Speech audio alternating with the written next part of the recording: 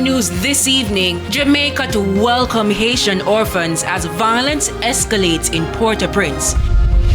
UN chief warns time is running out to prevent further chaos in Haiti. And government to focus on border security in the new financial year.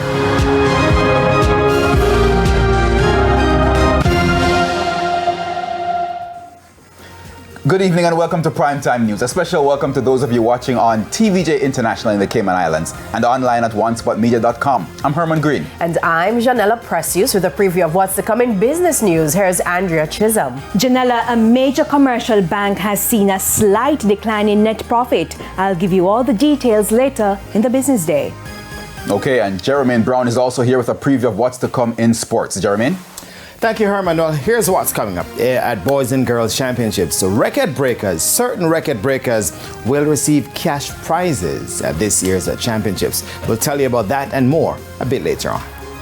I like the sound of that. And Romain is also here with a preview of the weather report and forecast. Thanks so much, Janella. We still have stable conditions expected across most of the island tomorrow.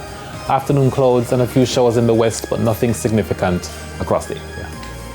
All right. Well, there's also sports commentary and E-Prime in this newscast. But before the break, here's our feedback question. And this evening, we are asking, what are your expectations of the newly sworn-in mayors and councillors? Now you can share those comments online at facebook.com/televisionjamaica or on X at TVJ News Center.